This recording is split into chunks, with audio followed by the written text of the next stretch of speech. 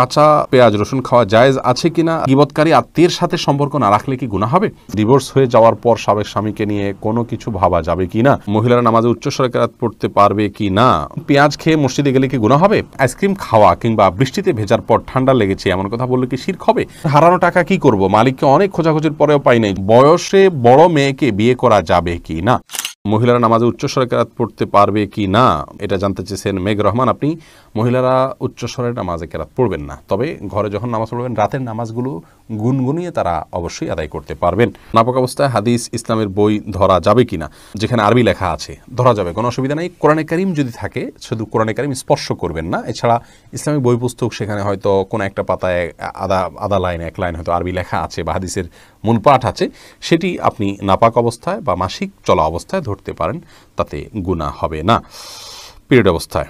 এরপরে নাফে চৌধুরী আপনি জানতে চেয়েছেন সালাতুত তাসবিহ নামাজ জীবনে একবার হলেও পড়তে হবে, এ কথা সত্যতা জানতে চাই। এ বিষয়ে একটি হাদিস পাওয়া যায়, নবী করিম সাল্লাল্লাহু আলাইহি ওয়াসাল্লাম তার চাচা আব্বাস রাদিয়াল্লাহু তাআলা আনহুকে শিক্ষা দিয়েছেন, এই হাদিসটি পাওয়া যায় এবং এই হাদিসের উপর ভিত্তি করে এবং আরও কয়েকটি হাদিসকে সামনে রেখে মুহাদ্দিসদের অনেকেই ফুকাহায়ে কেরামের অনেকেই সালাত পড়াটাকে মুস্তাহাব বলেছেন, যদিও এই হাদিস সনদের দিক থেকে আপনার বিশুদ্ধতার মানদণ্ডে উত্তীর্ণ নয় অনেক মুহাদ্দিসিনে কেরামের গবেষণা অনুপাতে। সেই জায়গা থেকে এই সমস্ত মুহাদ্দিসিনে কেরাম বলেন যে না, এটি আপনার জীবনে একবার পড়তে হবে এমন কোনো কথা নেই। নীল কাব্য জানতেছেন ডিভোর্স হয়ে যাওয়ার পর সাবেক স্বামীকে নিয়ে কোনো কিছু ভাবা যাবে কি না, না, সাবেক স্বামীকে নিয়ে আপনার স্বামী স্ত্রী সুলভ যে সমস্ত ভাবনা আছে সে সমস্ত ভাবনা যা করা জায়েজ হবে না, যদি মনে কখনো শয়তান আনেও সেটিকে ভোলার চেষ্টা করতে হবে।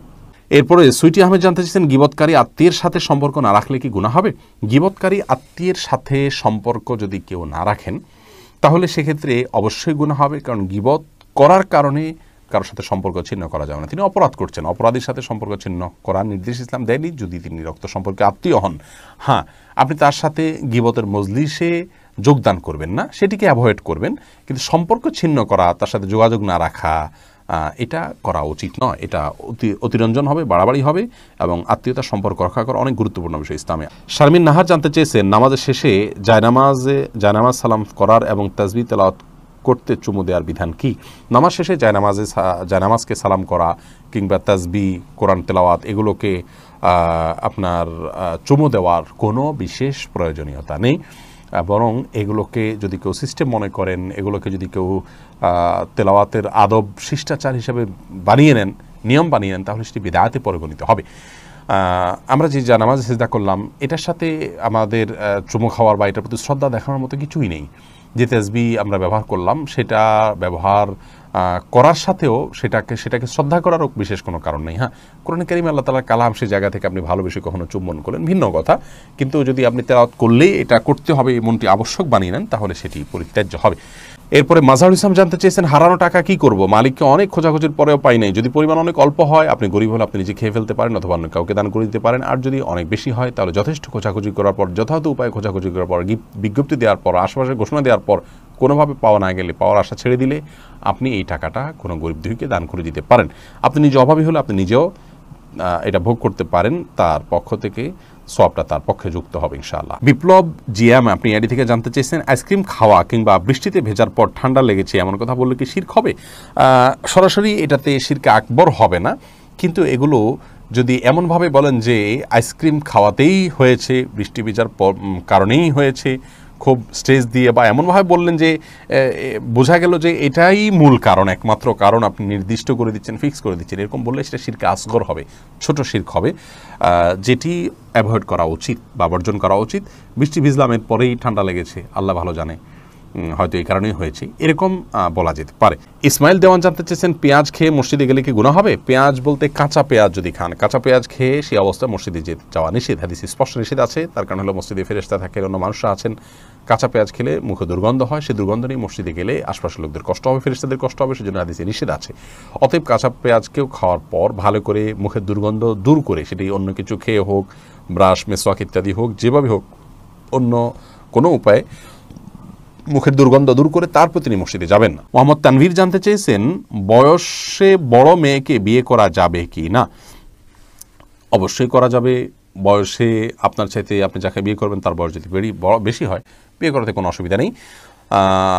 নবী করিম সাল্লাল্লাহু আলাইহি সাল্লাম নিজে বিবাহ করেছেন খাদিজা রাদিয়াল্লাহু তাআলা আনহাকে, তখন তার অনেক বেশি বয়স ছিল, নবী সাল্লাল্লাহু আলাইহি সাল্লামের চাইতেও বেশি বয়স ছিল, বিধায় নিজের চাইতে বেশি বয়সের কাউকে বিবাহ করাতে ইসলাম শরীয়তের দৃষ্টিকোণ থেকে কোনো প্রকার বাধা নেই। বিবাহ নিয়ে আমাদের অনেক কুসংস্কার, আমরা বিধবা বিয়ে করতে চাই না, আমরা তালাকপ্রাপ্তা বিবাহ করতে চাই না, এবং আপনার একবার বিয়ে হয়ে গেলে মনে করি জীবনের তরে বন্ধন হয়ে গেছে, কোনোভাবে ছুটলে দোষযুক্ত মনে করি।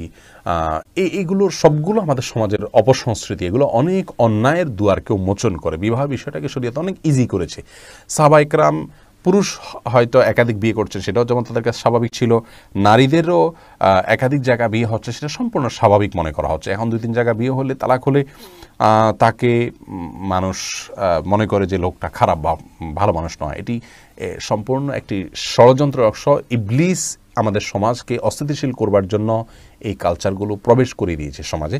এগুলো আমাদের যত বেশি আমরা বুঝতে সক্ষম হব, ততই ইনশাআল্লাহ কল্যাণের পথে অগ্রসর হতে পারবো।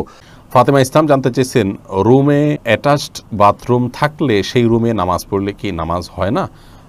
এটা কতটুকু সঠিক? না, এটা ভুল কথা। অ্যাটাচ বাথরুম থাকলে সেখানে নামাজ হবে না এমন কোনো কথা কোরআন অথবা হাদিসের কোথাও বলা হয়নি। এটি যদি কেউ বলে থাকে তাহলে সেটি তার পক্ষ থেকে অতিরঞ্জন অথবা মন গড়া কথা ছাড়া আর কিছু নয়। এমডি ওমর ফারুক জানতে চেয়েছেন, ফজরের নামাজের পর ঘুমানো শরীয়তে বিধান কি? এটি জায়েজ আছে, তবে অনুত্তম কাজ। নবী করিম সাল্লাল্লাহু আলাইহি ওয়াসাল্লাম দোয়া করেছেন, আল্লাহুম্মা বারিক লি উম্মতি ফি বুকুরিহা, আল্লাহ আমার উম্মতের জন্য সকালের সময়টাতে আপনি বরকত দান করুন। অতএব সকালের সময়টাতে না ঘুমানো উচিত বা উত্তম। কেউ অসুস্থ থাকলে ভিন্ন কথা, বৃদ্ধ হলে ভিন্ন কথা। তবে যদি কেউ ঘুমান, তিনি কোনো বড় গুনাহ করেছেন, অপরাধ করেছেন, এই লেভেলের সমস্যা নয়, অনুত্তম আর উত্তমের বিষয়টি এতটুকু। তাছাড়া নবী সাল্লাল্লাহু আলাইহি ওয়াসাল্লাম সকালে ঘুমাতেন না কখনো, সেজন্য এটি সুন্নাতের খেলাফ। কাঁচা পেঁয়াজ রসুন খাওয়া জায়েজ আছে কিনা রাসেল জানতে চেয়েছেন। জি, অবশ্যই কাঁচা পেঁয়াজ রসুন খাওয়া জায়েজ আছে। কাঁচা পেঁয়াজ রসুন খেলে গুনাহ হবে না, তবে কাঁচা পেঁয়াজ বা রসুন খেয়ে মসজিদে যাবেন না। কাঁচা পেঁয়াজ রসুন খাওয়ার পরে মুখের দুর্গন্ধ দূর করে তারপর মসজিদে যাবেন।